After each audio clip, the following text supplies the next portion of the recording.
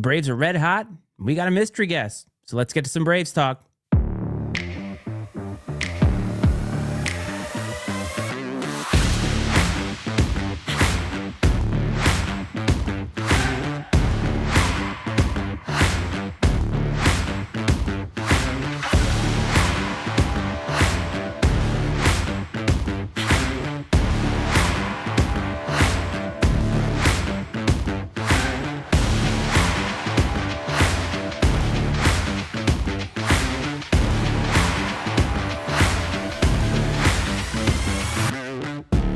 Happy New Year, everybody. Welcome to Braves Talk, the first of 2025. It is the Iceman, Matt Frates. That is the coach, Brad Powell, the OG, Rick Powell. We are here because the Braves are red hot, fellas. How we doing? Iceman, doing well. Excited for our guest. Excited to get a little Braves Talk action in this week. It's been a while just with everything going on, but doing it ahead of the big rivalry game on Saturday is always fun. Tons to talk about. The Braves are rolling. Dad, how you feeling about the Braves? Love the way they're playing last few games. It's playing like I've expected them to play all year. So Oh, really? Okay, that's keep good. it going. I like to hear that. I like to hear positivity. So, gentlemen, it is good to see your faces.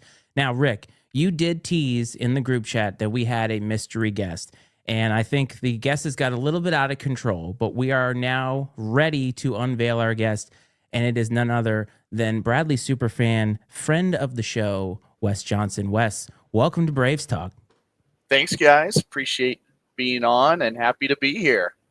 Excellent. Well, we're happy to have you. Now, obviously, we called you out because we wanted you to come on the show, a couple months ago. We're happy to have you here, and it's a good time because the Braves are red hot. Now, I know they did start a little bit shaky as it related to conference play at the end of last year, kind of beginning of this year, but they've really put some things together. So, Brad, why don't you get us into what the Braves have been up to in 2025? Well, like you said, it's been a little bit of a rough start to conference play, at least through the first few games. A couple of tough overtime games back to back. Granted, we did come out victorious in those games. We did have a tough loss at home to Drake, followed by another close game on the road at UIC. But ever since then, the Braves have made some adjustments to the rotation, I think, and some guys are really emerging and playing well. An absolute shellacking of Indiana State, 118-65, followed by a 2-0 win streak on the Southern swoop over Murray State and Belmont, which is really exciting. And I know, Wes, I think you went down to Murray State, and we'll talk more about that later. And also, too, later, folks, stick around because we're going to talk to Wes about kind of his journey as a Bradley fan, how it came to be and how it's going, and then get some fun stories maybe from the road as he's followed the Braves around and hear kind of his take on the other arenas in the league and maybe some fan bases that he enjoys and doesn't enjoy interacting with. I think there's good and bad everywhere, so it'll be fun to hear your take on that, Wes. But, Wes, how do you feel about the way things are going for the Braves right now? Really good right now. And I think we talked about this a little bit beforehand. I think it's no secret there were definitely some struggles going on that I think that Drake loss was definitely, a little bit of a gut punch because I felt like it was right there. And even the UIC one was kind of a come to Jesus moment. Still don't know how we won that game. But I think after that, I think they just figured something out. And sorry for Indiana State to be the punching bag to figure that out, but it's ecstatic to have a 2-0 sweep in the Belmont and Murray sites because, I don't know. I'm still like a lot of you guys, and I'm always cautiously optimistic with these games. So when these games come up, I'm like, oh, gosh, we're going to lose. How are they going to lose? So, but just fantastic. They just seem unfazed right now. No, you're absolutely right. They do, and they're playing great basketball right now. And I don't think, since Belmont and Murray have joined the league, we hadn't won in either of those buildings, if I'm not mistaken, right? Correct. So it's good to get that monkey off our back, and obviously winning two in a row on the road in the Valley, never easy to do. And we took care of business, which was fun to see, and we've taken care of business on the road in the league so far. Dad, any thoughts on the Braves and where things are sitting right now? Well, just because we mentioned about some adjustments, the lineup, bringing in Corey Thomas to do a little bit more, get some more time, and he's been doing very well. Granted, he's not scoring the 20 points a game, stuff like, but he's doing so many other things, getting crucial rebounds, which we've been struggling to get. and fighting, So with his athleticism, quickness, at 6'10", I mean, that's kind of what we needed. And then we got Connor Dillon, and the emergence of Jaquan Johnson. Kwani, Mhm. he is going to be a stud guard for us. We can keep him here. Oh, for sure. And I think that, Bobby mentioned the UIC game was huge. And I think what we saw there was Duke Dean stepping up and, preseason player of the year, making player of the year type plays. And he's been doing that in clutch moments in games here over the last several games, which is great, right? He maybe isn't getting the production that he would want, but that's because how teams are defending him. I think he's taking a lot of attention and he's found other ways to help the team win. And he's always there ready to step up in a big moment. The lights are never too bright for Duke, which is wonderful. And Wes, I know you've got some pretty strong opinions and thoughts on Corey Thomas and Bully, and I'd love to hear those. Yeah, and Corey's been a great story this season because his family's done an amazing job kind of following him around. I went to the Myrtle Beach tournament. His mom and his sister, I think his dad might have been there too, and we were talking to them and asking them, like, why does Corey not play? And, because at that time he really wasn't getting a whole lot of minutes. And they just kind of raised their shoulders and said, we have no idea. And so I think what's kind of come out of it is, once he finally got that opportunity, he's just kind of taken it and run with it. When I first met the guy, you could just tell, he's got great leadership qualities. Whether he's going to be on the bench or on the floor, he's going to make the right plays and lift the guys up. So I think with him, it's just he's not afraid of the moment. Anytime he's got an opportunity to make a great defensive play, score some points, he just doesn't hesitate. It's like he's been doing it his whole life. So I think that's been huge for us to have that sort of assertive post player that could take care of business. Well, exactly what we need to. And I love talking or listening to him. He seems to be very witty with a sense of humor behind his wit. And I just love listening to him speak at any gathering or such that I've seen him. But yeah, that and you got any word on Birch? Is he, back to not being sick? I haven't heard anything, Rick, in terms of where he stands. I knew he traveled with the team, well, I guess I didn't pay attention to the bench. Was he on the bench? Yeah. Okay. I heard that he'd made that he had flown with the donors to Nashville, so I knew he was there. He didn't get any playing time. No, but he's on the bench, which is a good sign, which must mean that he's healthy enough to be around the team and probably participate in team activities. That's a good sign. We're going to need him going into Saturday. But, talking, kind of going back on Corey Thomas a little bit, I think that, we kind of talked on the show a lot about it over the course of the season so far, how he seemed like the type of guy when he did get opportunities was trying to make the best of them. He's not afraid to get in there and do the dirty work, and that's what this team needs is somebody's going to go in there, put forth great effort to rebound and, just do the little things. And I think when we lost Mal, we lost a guy that was going out there and doing a lot of the little things. And Corey seems to have picked up a little bit of that slack, which has been huge. It's a little bit of that grit, right, Brad? Like we kind of talked about that offline about it's like this team is missing some of that toughness when they really need it. And I'll tell you one thing that I noticed, and this group chat is a good way to kind of get a barometer of where things are, but I'm going to tell you guys something. During that Indiana State game, I saw everything lift up. They always say what? Rising tide lifts all boats. And I feel like the Braves figured it out. And I think the fan base has kind of figured it out too, because everybody seems to be really jubilant about this team. And you could see it in the way that you all were talking about it in that chat. And it's kind of snowballed from there. I mean, a lot of things are getting put together. And there were things I think we were kind of worried about, especially in non-con, even heading into conference play. But it is nice to see them put it together. No, absolutely. Yeah, I completely agree. And, we've seen it. And I think, fans short for fanatic. I've said that a million times, and we are all Bradley basketball fanatics. And when they're winning and playing like they're playing right now, you're not going to see a more jubilant, excited group of people. And when things aren't going well, you're probably, you won't find a more down and depressed group of people, and it is fun though, as a fan, to kind of really invest in something emotionally like this. It's completely out of your control and just go along for the ride.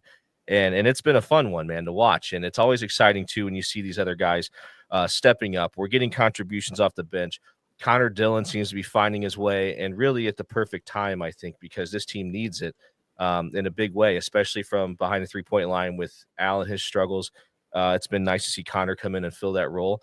And I think, despite some of the struggles that we see out of Meta, he seems to be gaining some confidence and really kind of finding his way a little bit. And I think he will continue to improve. And that's going to be huge for us as we continue through the rest of the Valley season. Meta, I got scared a little bit at Murray. There was a sweet Meta blaster that happened there, and he kind of hung on the rim a little bit. If you guys remember that play, and the whole time I think even Wardle was yelling like, "Get down, get down!" Yep. Yeah, there's been a few dunked by him and Darius. I think, man, come on, they're going to get you one of these times.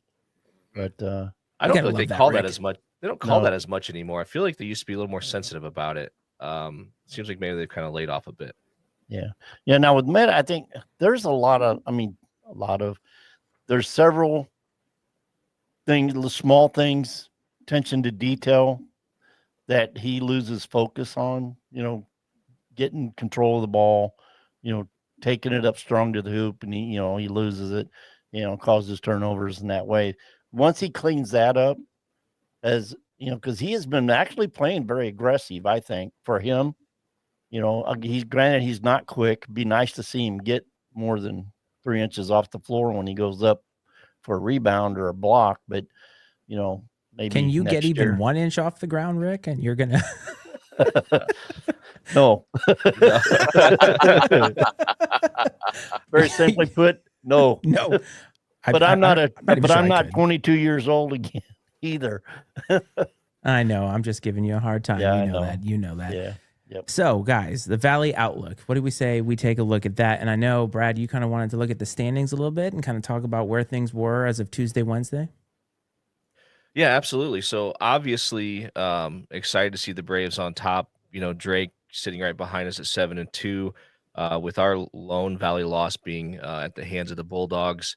Wes mentioned something before he came on, and Wes, I'll go ahead and turn it over to you and let you talk about kind of how much different this could look if Duke Dean didn't step up and make a big play in Chicago.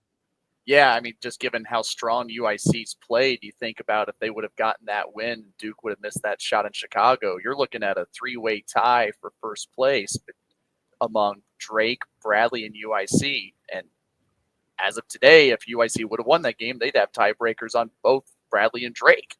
And you would have a reality where UIC would be the number 1 seed at Arch Madness if it started today. Are they the surprise team of the year so far? Definitely. I think for a lot of these teams, Matt, it's you don't know what's coming in. You knew that a couple players were staying put at UIC, but there was a lot of new guys, a new coach, new system. So you really didn't know how it was all going to translate, once the season started. And they had a strong non-conference, but then they had their Valley opener against Northern Iowa. They get blown out, by like 20 or 30. I think it was at their building, and I think everyone was kind of quick to dismiss them again. And ever since then, I think they've really just picked it up. It's incredible. Hey, Wes, who would be the biggest disappointment so far in the Valley? Oh, boy. And when I say disappointment, I mean like we kind of thought they'd be at least mid or possibly on the side of good, but they've really underachieved. Maybe that's a better phrasing for it. I'd probably say it's a tie between right now. It's Illinois State and Evansville are the two that come to my mind. Because I think Evansville, you got year 3 of Coach Ragland there. So you're thinking maybe they would take a little more of a step up. But they did lose a couple players to the transfer portal, including Hummerkaus going to Illinois. So I don't know. That kind of goes back and forth. I just think they've just been hit hard with the transfer portal and NIL. They just can't seem to compete. It's a tough world to live in right now with NIL and the transfer portal, especially at this level. And then you got Illinois State, and I'm not going to twist the knife too much here because wife's in earshot here, and of course we got a game on Saturday. But I think they just had some tough luck. You think about Bradley in an alternate universe where a couple things wouldn't have gone our way with certain games, we might be in Illinois State's shoes. Yeah. But Yeah, they got what, three key players that's down for the season with injuries. they had the one North Dakota State transfer guy. I Mhm. can't remember his name. That's been in a boot most of the Thunberg season. or something like that. Yeah. They have Brandon Lieb, the Illinois transfer, who hasn't played yet this year. And then He's done for the year. Is that right? Okay. Yeah, that's something I read here recently. It was him and one other guy that was expected to do well. I can't remember. I'll tell you. Can't remember the name, but there was like three of them and all three were preseason. I mean, they were looking at them to be very key players. Yeah. So, but yeah, so and there's a reason they've been keeping Birch away from the team. That illness definitely hit Illinois State hard, and they're just now getting over that. Yep. So there's been a lot of bad things kind of going against ISU right now, which is kind of scary going into this game. But I don't know. Those are my initial thoughts on Illinois State. Yeah, and Joey's right, man. Valpo's really pesky. I agree. They're playing some good basketball. They've got some things going well for them. And I know one thing that was kind of discussed here early in the season is Dad was really criticizing those out there who had Drake pretty high in the preseason standings and thought they were overrated a little bit. And that doesn't seem to be the case necessarily, does it, Dad? No. That's pretty remarkable, though. I mean, they lost quite a bit in terms of their system. Yeah, I was basically looking at them, from the vision of D2 players transferring with the D2 coach without really further examining those players' capabilities or even failing to recognize 4 starters for the same coach coming to a D1, knowing the system. That makes everything a little bit easier, but I was still looking at D2, the what do you call it? I'm having a brain fart. What? This is fun. Let's go. Yeah. But anyway, never mind. But yeah, I can't bring it up. No, it's fine. It's fine. But anyway, you understand what I'm getting at. They have a good nucleus. Yeah. But I was looking at them as being lower because they come from D2. Am I hearing the words on the tip of my uninformed opinion on this show? Get out of here. No kidding. That's what we're all about here. And they are still surprised, but they very well can be beat very easily. I mean, there's been 2 teams in the Valley that's already proven it. That speaking of their system, Kevin puts in their entire system, and most of the talent came along with it. Is there a more frustrating system to play against? My goodness, I mean, it just felt they don't. And this is a very ignorant basketball statement I'm about to make. They don't appear to the ignorant eye to be like great at playing the game of basketball, but they play so well within their system that they're very fundamental. They cause problems for you. They play great. They play great defense, and they do the little things on offense. They take the shot clock down to 5 seconds every time they drive. They get to the free throw line. It's like the basketball version of playing small ball in baseball, and they do it exceptionally well. And it's got to be extremely frustrating for players to play against a team that plays that system. Watching them last, I was sitting there just shaking my head because it was like monkeys on a string, and Drake was just whipping the ball all over the court, and with every pass, you see 5 guys moving to the ball defensively, and it was just like we're chasing that. Don't chase it. Stay on your guy, because it ends up happening is what they were doing is one guy would get free after about 5 quick passes and a wide open layup. Hey, before we move on, fellas, Ted, I'm sorry that we were so positive. Anybody who has kids, earmuffs, I'll say it. Fuck Drake. That's right. And hey, we're just building them up so it feels that much better when we go. Put the kids to bed, fellas. Well, and Rick makes a good point. I mean, that's just why it was so frustrating in that game. in Peoria, you stand there and just kind of like, how are we losing to this team? It's just what they're capable. They're bigger than the sum of their parts. It's just there's no doubt about it. I feel, besides us, because I wholeheartedly know we're going to go over there and beat them at their place here in a few weeks. But there's going to be somebody else, Northern Iowa, or even worse, Murray State again.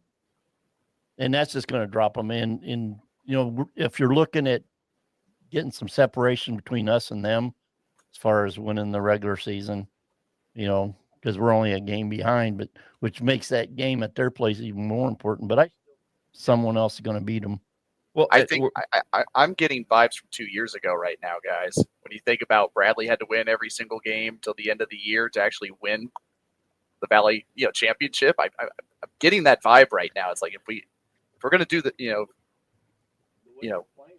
if no one else could do the job, might as well do it ourselves. I agree, and I think that's just it, right? We're in a position to, if Bradley just takes care of business, they don't have anything to worry about, right? You don't need help from anybody else. And that's the best position to be in. And I do think I agree with my dad. I do think they'll get a little help somewhere along the line from, whether it's Northern Iowa, Murray, one of these other teams. But I also think that, not that Belmont's a world beater, but I think Drake avoids playing that game a second time this year. I think they'll get them once. Yeah, they're right? done. Yeah, they already Belmont, played them. They already They're played, done. right? So they don't have to play Belmont again. Are they missing out on a trip to Belmont? Is that what it is? Yeah. Okay. Yeah. Gotcha. So, wonderful. So, obviously it's an exciting time in the Valley. Some of these teams, UIC has overperformed. They've been very exciting to watch. They've, Valpo's come a long way, I think, compared to where some people expect them to be, but nice seeing the Braves on top.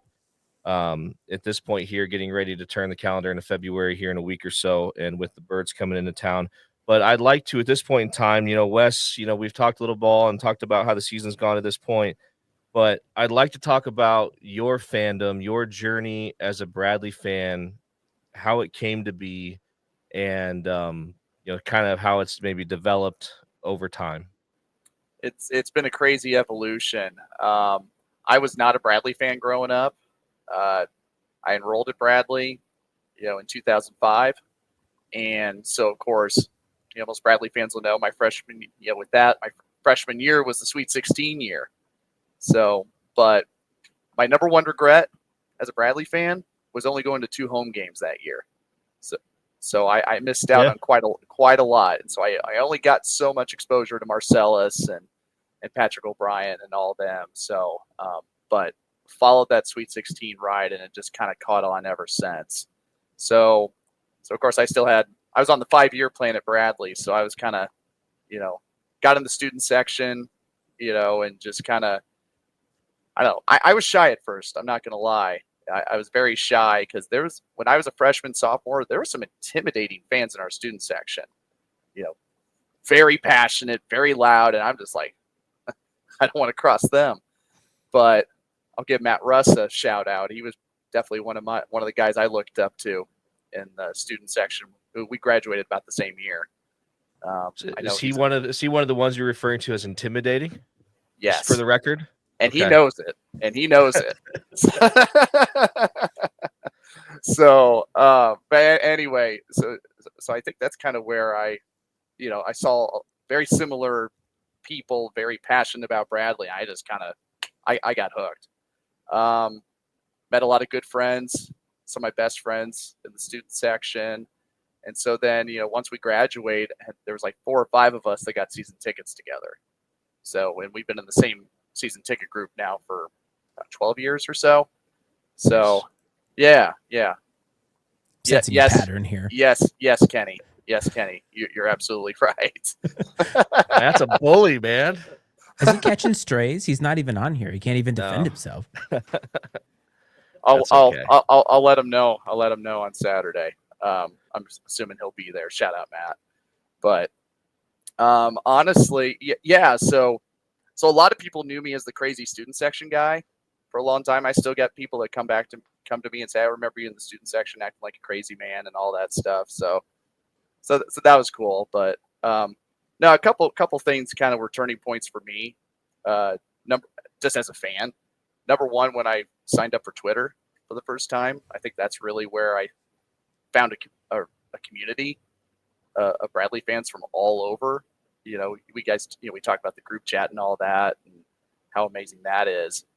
And then about 5 years ago, I joined the board of the Bradley Braves Club.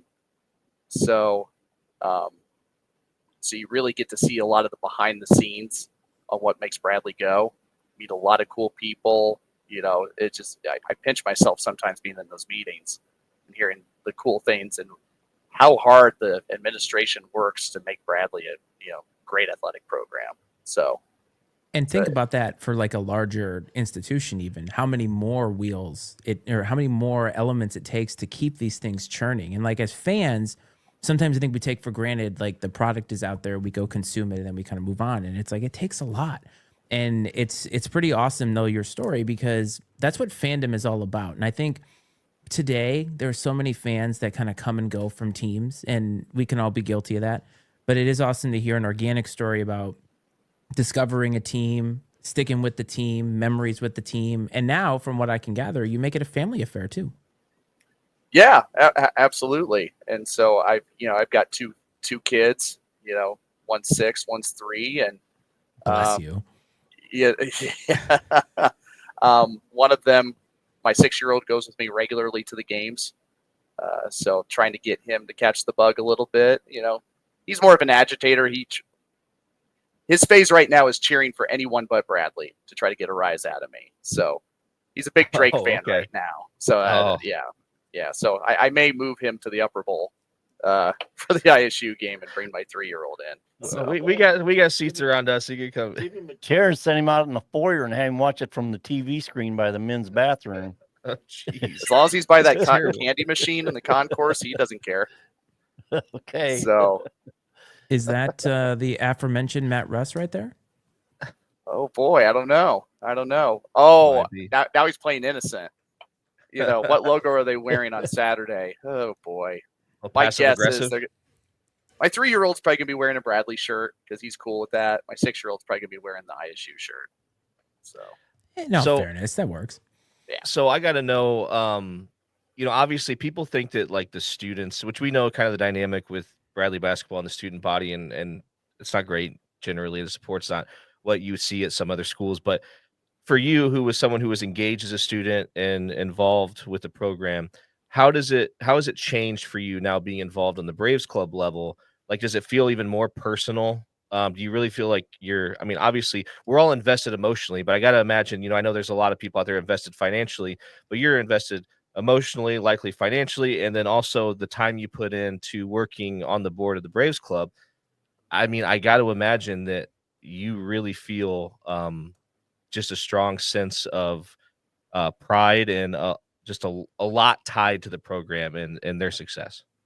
Yeah, and I think how my fandom's evolved over time is I've gotten to know the coaches from the other programs, and so I'm starting to follow the cross country program a lot. They got Jacobson mad a few years ago. Just kidding, joking around on that one. You remember that one, that incident, didn't you? Jacobson. Oh, when Jacobson got mad at the. I know that. Yeah. I think those were people that were sitting like by the bench, which I do. I mean. Oh yeah, that's right. But yeah, it's just the overall investment. I think what I would tell people, especially when it's easy to just root for the Illini in this market, in the Central Illinois market, because that's the Big Ten school and all that. It's just amazing to me, just being part of a Missouri Valley Conference fan base, how much more connected you are to the fan base, to the players, to the administration. If you want to be, emotionally invested, get involved. It's not that hard to do. And I found that out. I think, I'm not afraid to talk to people. So it hasn't taken long to build connections like that. So if anyone, wants that, it's a lot easier to do at Bradley and to get that much more invested. That's awesome. And, you mentioned like just obviously how tight knit it is to be a fan of Bradley. in this mid-major program. But I got to imagine just being a fan, a Valley fan, that there's maybe more camaraderie between the fan bases in the Valley than you'd find in, say, the Big Ten or the ACC. And obviously we have our rivalries, but I do think that there's kind of a mutual respect because we're all fighting for the same thing, and that's to be nationally respected, right? To get to the tournament and have people realize we play real Division I basketball at a high level in this league. And, it is nice to see when the postseason comes around that there does seem to be kind of widespread support for the most part. Obviously, there's a few people out there that like to troll and this and that. We won't mention any names, but there's a few individuals on Twitter that like to get people fired up. But you've been around a lot of these fan bases. You've been, I think, to most of the arenas around the Valley. And so I'm curious what your experiences have been like doing that. What arenas have you really enjoyed? Are there any out there that really need a facelift, Valpo? And then, and then the fan bases and what those experiences have been like. Yeah, honestly, all of them have been a little different in each unique way. So I've been to all of them in terms of the current Valley schools. I've been to all of them except for Belmont. That's the last one that I got to get. So I've been pretty busy the last few weeks going to UIC and Murray State for the first time to get those off the list. I would probably say the ones that stand out to me the most, facility-wise, I love the Ford Center in Evansville. I think it's like a very updated version of the Peoria Civic Center because, well, it's a hockey arena, no different than Carver Arena. So, but it definitely a very impressive venue if anyone has been there before. I'm trying to think here. I actually kind of liked UIC. For the knocks on them for lack of attendance and all that, I thought it was a pretty approachable arena. Nice on the outside, easy to walk around on the inside. I walk out my seat, I turn around, there's the bathroom. It's just super convenient. I'm trying to think. Murray was good. Definitely a lot bigger. I don't know. When you go into certain arenas, I think the two that come to mind, at least current ones that I would say were the most intimidating to walk into, Murray State and SIU. And I still think one of my all-time favorite memories 2 years ago when we were at Southern, 95%, 99% SIU fans. And that was the game Rink Mast hit the 4-point play to help reserve first place in the Valley. And I hadn't been that scared to be in an opponent's arena in a long time. So that's just and that dog pound is so when you go there, if you sit behind the Bradley bench or kind of in that area, you're right next to SIU's student section, and they've got certain leaders that are assigned there. They're kind of the main cheerleaders within the student section, and you don't want to cross them, man. It's if you start humoring them, they're going to attack you. So they're so passionate. I respect the hell out of them. Sounds like you needed Matt Russ to keep the dog pound in check. He needs the heavy. Yep. Yeah. So, but with all respect, that one's definitely the Banterra Center's a lot of fun. Hey Wes, go ahead. I'm sorry. Go ahead, Rick. Well, I gotta say the fan base we have, a few years removed. When you started at Bradley, we had the Mullen Army, and that filled up almost that entire end where the band sits. Just to the band's right. They had that whole thing all the way up to the lower bowl filled up with students, and it was that section was rocking most of the time. So, well, even my first couple of years at Bradley, kind of Sweet 16 year, and the first couple of years after that, if the ISU games, if you didn't get there early enough as a student, you were in the upper bowl. Mm-hmm. Yep. It's crazy. There was a couple games I was in the upper bowl in the student section back in the day. I think Bradley would kill for that now. Oh, absolutely, they would for sure. I mean, granted, you always get a big crowd for a big opponent, but I remember when Michigan State came to town and Bradley basically led that game the entire way until like the last minute and a half or whatever it was, and that place was packed. I believe it was a whiteout.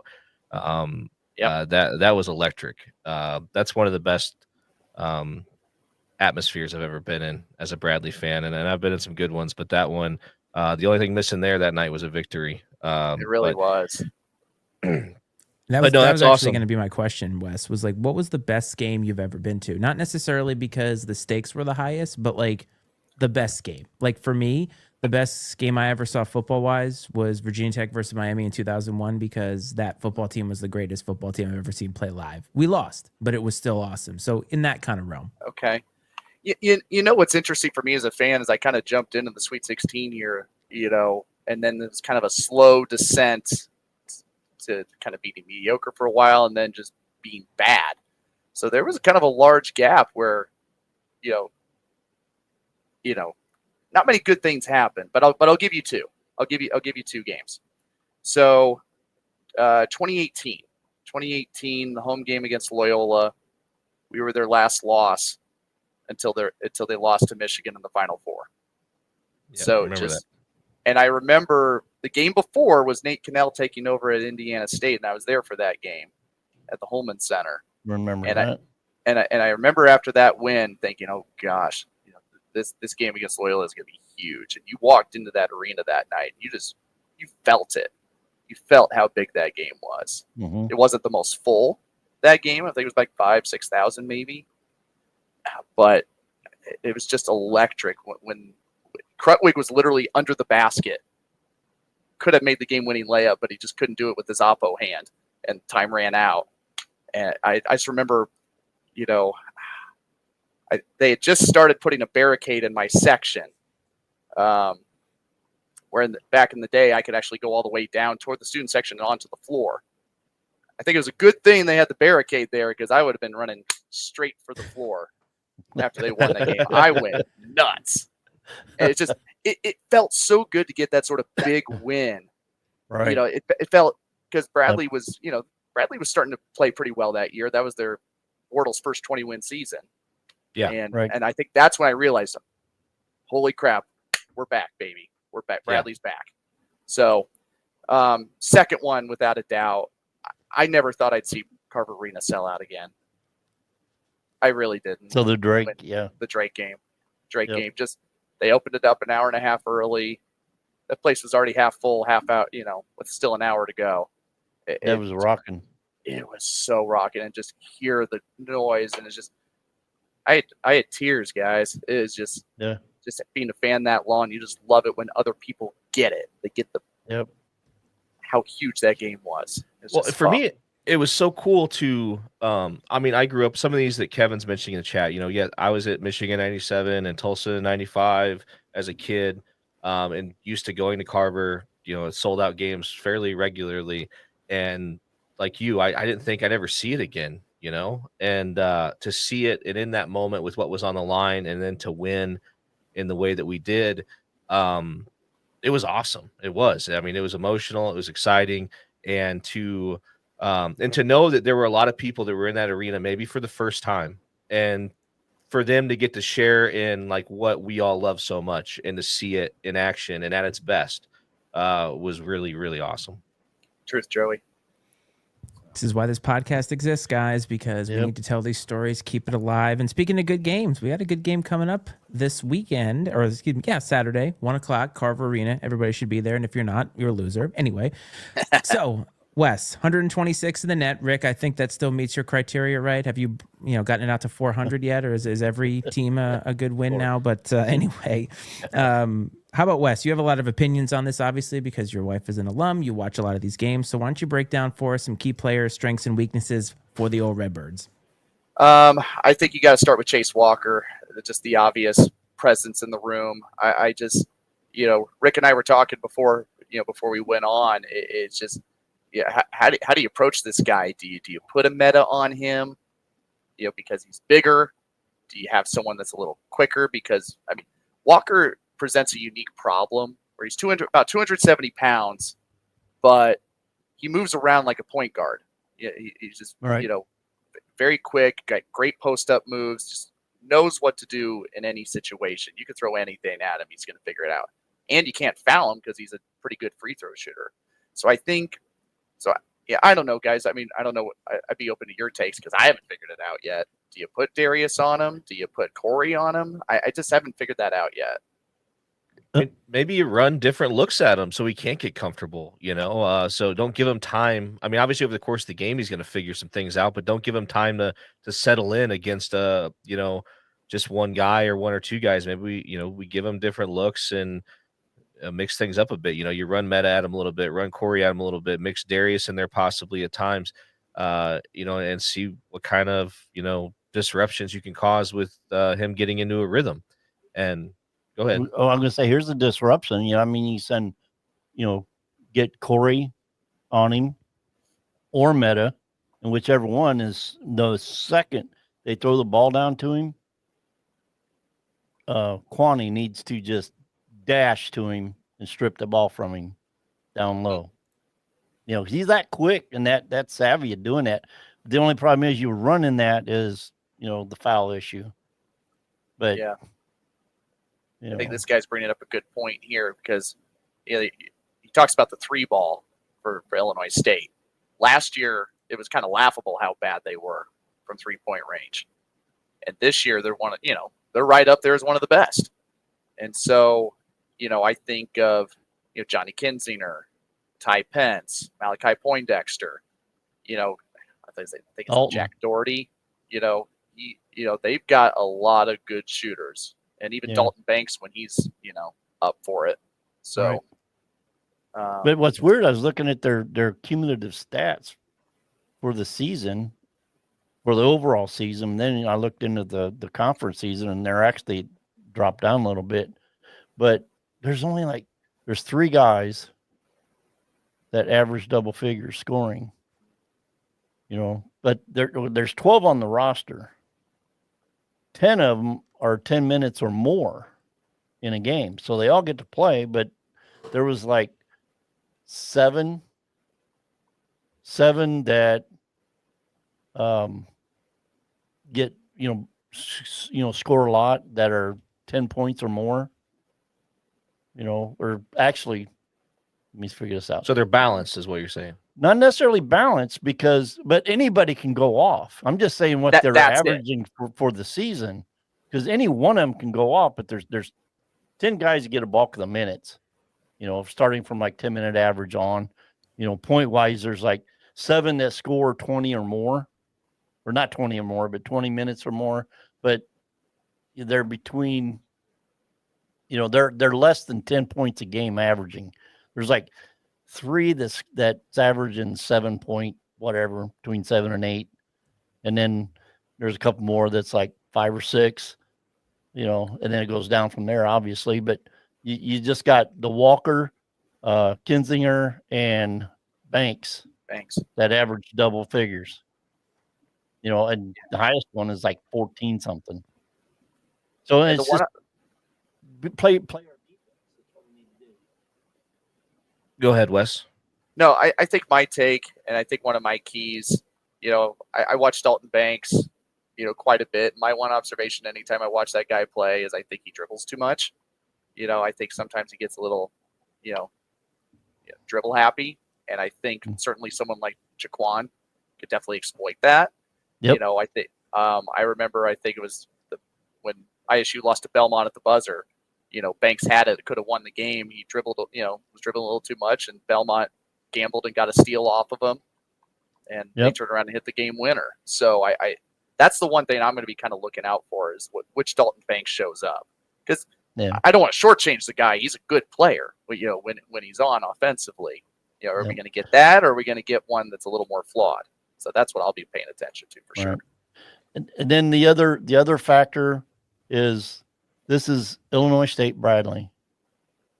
Just that in and of itself, you take, whoever's the better team on paper and the records, throw them out the window, throw the ball up and see who's on top when the dust settles. So that being said, Wes, what do you think? Obviously we talked about the key players, but strengths and weaknesses, maybe you don't have to go into those so much, but what are sort of the keys to victory for the Braves here? Obviously we know we got to keep Walker in check just because some of the mismatches. But what are the Braves going to have to do to get this thing done? It's interesting because, not that Belmont had a Chase Walker or anything like that, but they certainly have 3-point shooters all over the place. And so I think what Bradley's going to have to do is certainly try to bring that same defensive effort that they brought against Belmont and bring that against Illinois State. I'm one of those guys that has the faith in Wardle, where I'm going to watch this game and I'm going to be like, why did they leave that guy open? Now while he's a decent 3-point shooter, his percentage isn't necessarily as strong as the others. So I think what's going to happen is they're going to probably get a key on one guy, although he's decent. They're going to hope that he misses some compared to others because they don't want to get Kinzinger hot. They don't want to get Poindexter hot, something like that. So I think that's going to be key. And I'll say this too, with the potential sellout. I keep looking at the charts, the seating charts for Saturday's game. If it's not a sellout, I'm betting you it's going to be 9,000. That's going to be at that game. This will be kind of the first Carver Arena game that has this much by a wide margin. So how do the players handle that? Is it excited energy, nervous energy, or they just steamroll? We've had some games like this where it's been big and we've fallen short. Yeah, we definitely have. I think some ones that stick out in my head. I feel like we've done that a lot at home. Not so much recently, but maybe 5-6 years ago against like Northern Iowa. And it's just like so frustrating because it's like you feel like we're gaining momentum. All of a sudden we get 7,500 people show up and we come out flat. But I think that as a staff and as a program, we've kind of turned that corner a little bit, especially at home, anyways. I guess we could always talk about Indiana State last year, but that was a really good basketball team too. So this team is not that team. But like Dad sets a rivalry game. You can throw the records out, all that stuff.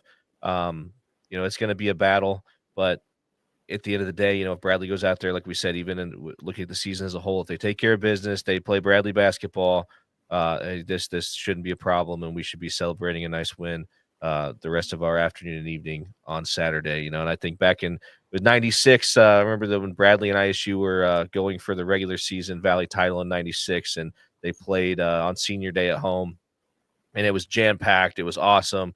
And they were selling Pluck the Birds shirts that were fantastic. I should have kept that, if I would have had any foresight back when I was, 8 years old, I may have, but, 8. but yeah, probably somewhere around that age, 8, 9. I don't, but I guess it would have been 10. I was born in 86, so 10 years old. But anyhow, obviously no foresight for historical artifacts when it comes to the Braves. But I digress. I've got a Pluck the Birds rally towel that'll be coming with me on Saturday. Nice. You can believe that. Yeah, I got with that. Yeah, I got to make or say something about during the Belmont game. About halfway through the first half, I looked over to Brad and I says, "Do you get that feeling that we're just kind of like coasting, toying with these guys to figure them out, and then we're just gonna go off on them at any point in time?" And it, maybe got to halftime and we're tied. Then we come out the second half and exactly what I said. And thing is, that was very similar to the Murray State game. Yes. Except we acted earlier and got, I can't remember what the lead was. It was a 6-point lead at half. Yeah.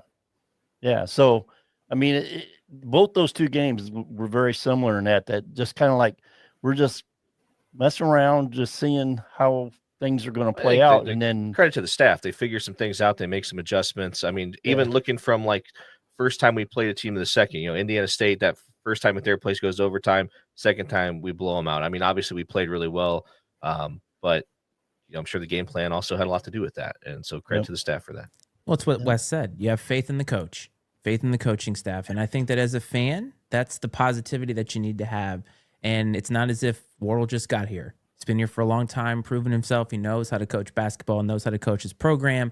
And I think we all just have to have faith that he knows what to do. So it's going to be a big game this weekend. And Rick, of course, we can't get out of here. We need a metastat line. Oh, goodness. How about at least really play? There's going to be one really one meta blaster with a and one against Walker. Wow, he went from ranges to very specific. There's going to be an and one. This is great content, Rick. That's why we have you here. I love it. Fantastic. I Anything absolutely else? love it. Yes, anything else. That's it. That Awesome. is I it. love Well, A win, a W for the for the home team. Braves. Yep. absolutely, absolutely. Well, everybody get your ass out to Carver this weekend. Support the Braves. And Wes, is there anything that you'd like to impart on us and the audience here before we get the hell out of here? I would say that's one thing to show up, boys, but bring the freaking noise. All right, that's the thing. We gotta scare ISU a little bit here. So let's get ready. Let's cheer loud, and like Joey said earlier, we got to bring the chaos. That's I right. love it. Can't wait to see who wins that contest. I'm letting Joey win that one. I thought about posting something. I can't beat that. You can have the courtside seats, brother. What a great guy. And that's why we have him on here, because you are a philanthropist, you're a super fan, and you know what? That's what makes the show so great. Well, I had a good time, guys. Wes, thank you so much for your time. Like I said, everybody get out there and support the Braves. Fuck Drake. And guess what, guys? This is Braves Talk.